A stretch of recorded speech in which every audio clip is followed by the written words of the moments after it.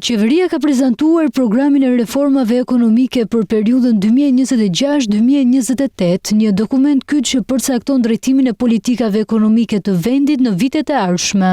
Në fokus janë qëndrueshmëria e pensioneve, zgjerimi të ardhurave përmes taksës së pronës dhe disiplinimin e financave publike, kjo edhe në kuadër të procesit të integrimit të vendit në Bashkimin Evropian. Në strategji thuhet se sipas analizave afatgjata të kryera me asistencën e Bankës Botërore, sistemi i pensioneve në Shqipëri mbetet fiskalisht i qëndrueshëm pavarësisht plakjes së popullsisë. Qeveria konfirmon se nuk parashikohen shkurtime pensionesh ndërsa indeksimi vjetor do të vijojë në nivelin e 2.5% sipas vendimit në fuqi të Këshillit të Ministrave.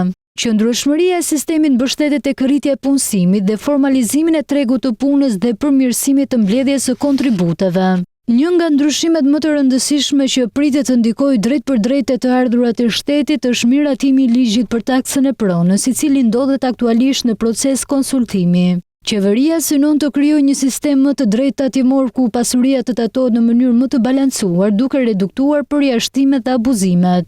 Sipas Ministrisë së Financave, taksa e pronës është pjesë e strategjisë afatmesme të të ardhurave dhe pritet të kontribuojë në rritjen e të ardhurave vendore, uljen e informalitetit dhe shpërndarje më të drejtë të barrës fiskale.